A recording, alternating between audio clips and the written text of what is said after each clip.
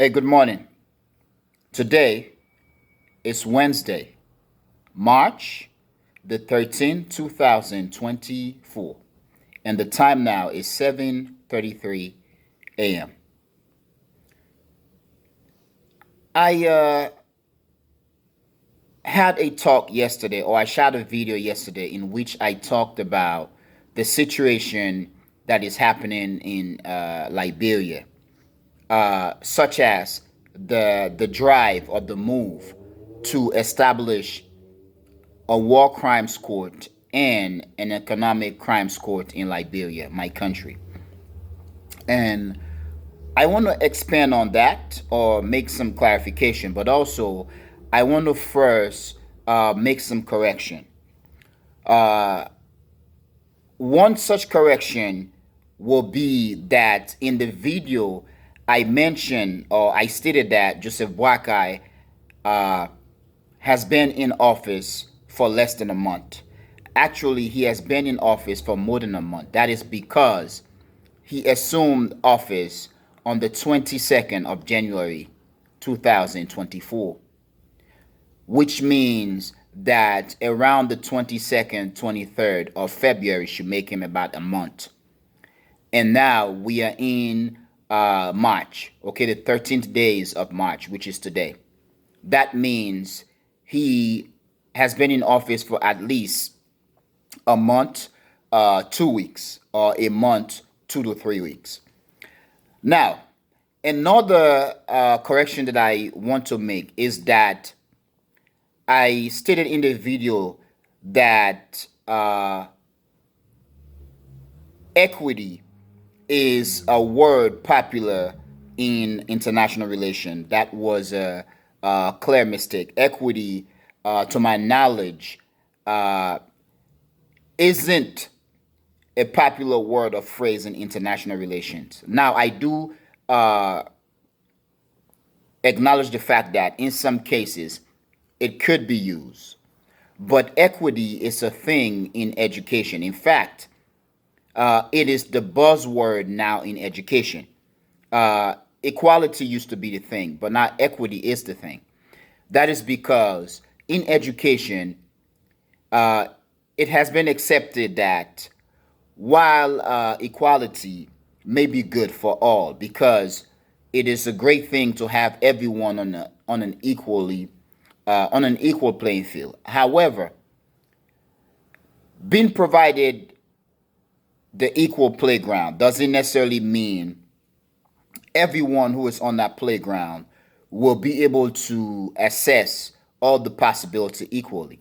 And there is a famous cartoon uh, image or portrait, whatever, where three or four people standing together in terms of highlighting equality.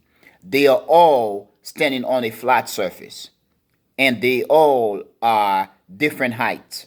You have the very short one, so they are standing outside a game like a baseball game is being played. They are outside of the fence and they are of different heights. You have the very short one who cannot get over the fence, and the medium range one who almost there and will be struggling to even view the fence. And then you have the taller one who basically can't see even without standing on anything. Now, in terms of that is equality, it shows that even though they all have the opportunity to watch the game from outside of the fence, all three of them cannot access the game, only the taller one. But now, in terms of equality, as an illustration, the very short one is provided with a very higher or a very taller base, okay, to stand on. And then you got the medium one that basically is provided with a medium size base to stand on. So in this case, by providing the higher, taller base for the very short spectator, he can view the game very comfortably. And the other medium height spectator outside of the fence can also, by standing on the medium length or medium height or medium size base can also see the game, okay, view the game comfortably. Now, for the taller person, he is not provided with any thing to stand on because he doesn't need it. So the whole idea of equity is providing the little bit of incentive or the little bit of in education we say manipulative. Okay, we are talking about the I+1. For example, what a student can do without the teacher's input, without the teacher's help, and what the student can do with the little bit of input from the teacher. Okay, that's kind of like what it is. So in this case, the taller guy doesn't need something to stand on to view the game because he's much taller. He can view the game much comfortably. The medium-sized guy need a little bit of height, a little bit of thing, not that tall to stand on. And the very short guy needs something longer, taller to stand on. So I just want to illustrate that there.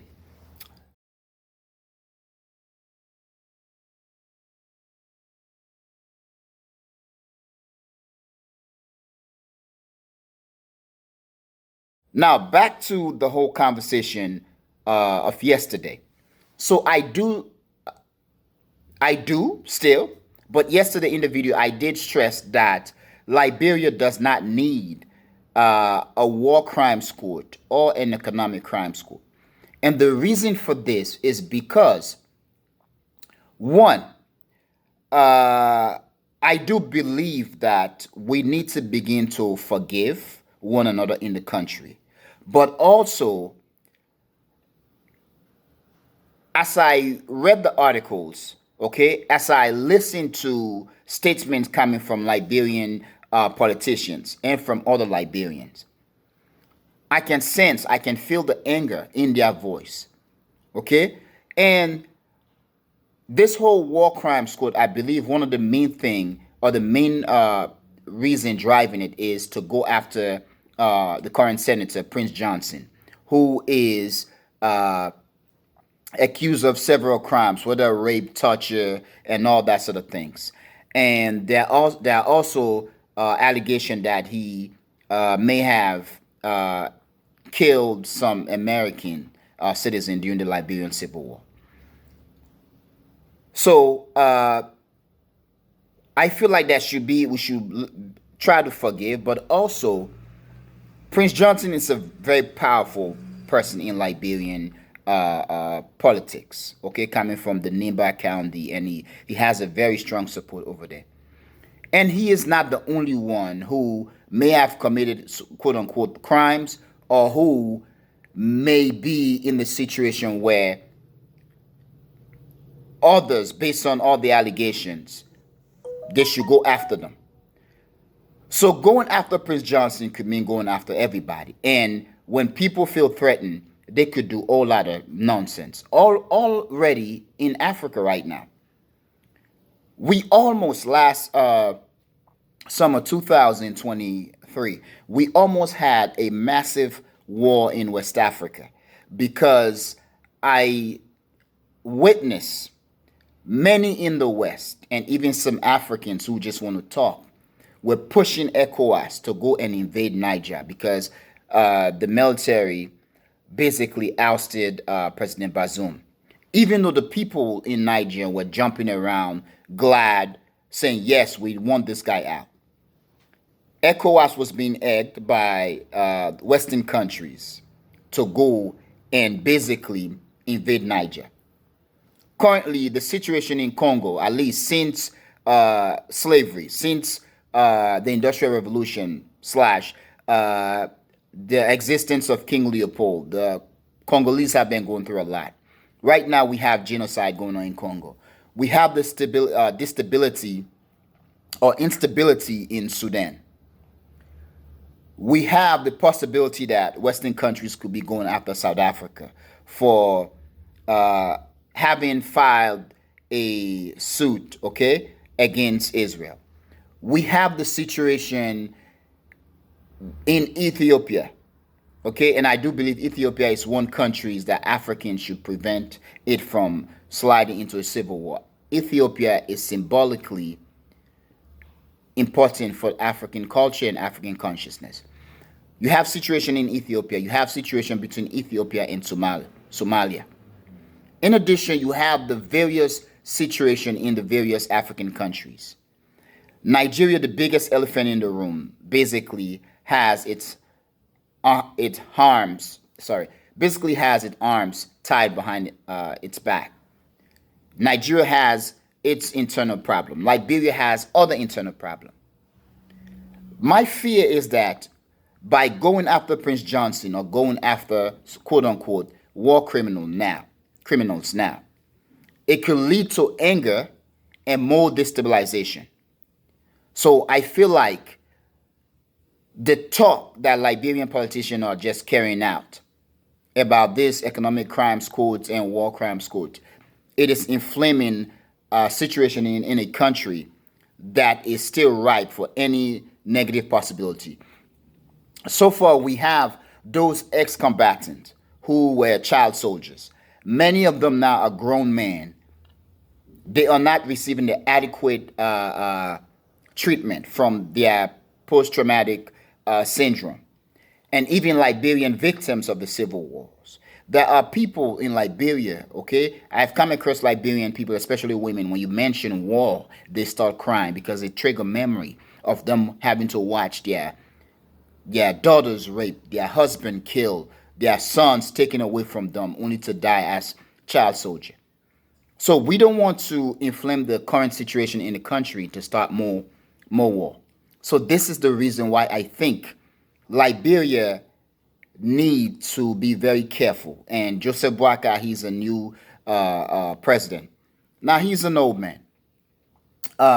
Honestly, as a Liberian, and I do care for my country, I did not think he was the right candidate because he's an older person. I feel like we need, as I've said in the past video, we need to rehabilitate the youth. When Liberian people were dancing on the street because an old man won an election, it shows the current nature of society. Okay? What have we done? It shows how terrible the situation is as a country and for us as a people. The fact that the best candidate for our leadership is an old man. That shows that we need to do a lot. That shows that we need to do a lot to rehabilitate the people, rehabilitate the country, and to breed new waves, new kinds or types of politicians. Now, Joseph Boakai won the election. The Liberian people voted for Joseph Boakai. He is the president of Liberia. I am a proud Liberian, so Joseph Boakai is my president. I am proud, I am happy for him, and I hope Joseph Boakai succeed in whatever and wherever he's trying to take the country. I hope it is the right place. I hope he's making the right decision, because if Joseph Boakai fail, it means Liberia fail. This means Liberians, we should support him. Those who did not vote for him and those who vote for him, we should support him. But also we should be able to scrutinize him if he make mistake. To say, oh, Mr. President, we love you, you are our president, but you make mistake. This is what you did wrong. This is what you promised you did not do. He should be managed appropriately. And part of this management of Joseph Boakai will be making sure that his presidency does not get stuck in foolishness. And I feel like this whole economic crimes court situation could lead to tension in the Liberian government between or among government officials in the Senate, in the House of Representatives, in the various cabinets, and so it doesn't matter where you stand on the political spectrum in Liberia. You will either find victim of our war, victim of the economy. You'll find perpetrator of war crimes and perpetrator of economic crimes. So we need to be very careful. And part of this is that if Liberians are even calling their government and government officials as corrupt, by you trying to have an economic crimes court, are you willing to go after the entire government to take out everybody, remove everybody because everyone is corrupt? So we need to be careful, because if we go after one, are we going to be ready to go after the next person? Because the person we are getting rid of could be crying foul. So that's why I think it is a bad reason now. Ellen Johnson was the right person.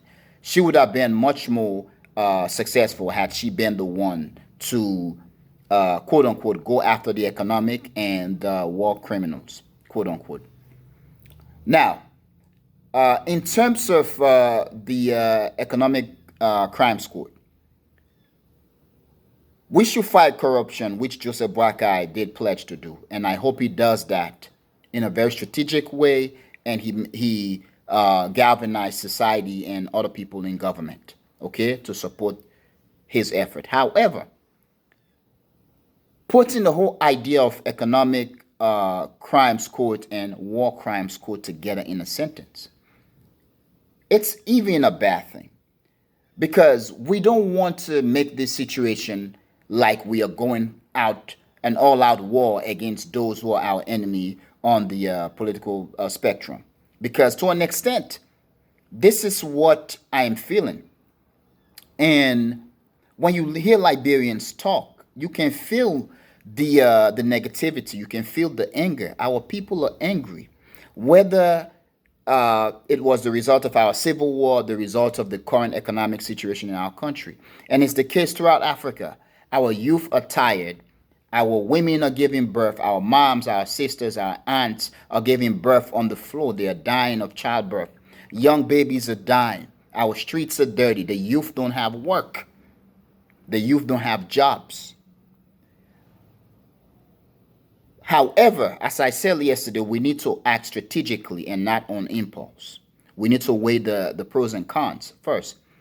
Now, in terms of economic issue, what I believe Joseph Boakai could do, Joseph Boakai could go hard after everyone, whether we are talking about his own cabinet member, other members in the Liberian government, higher or low-ranking members, members in the Senate and House of Representatives. He can go after them individually or in terms of as a group, hard, punish them, let the Liberian people know, oh, Papa Boakai is not messing around.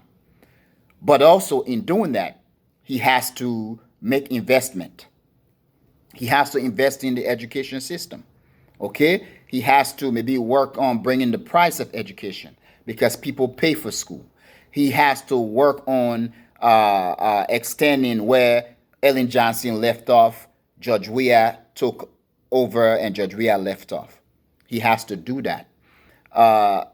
In Liberia today, you can hear even politicians blaming each other. Oh, these other people enjoy. Now it's our time to enjoy, and they are making fuss.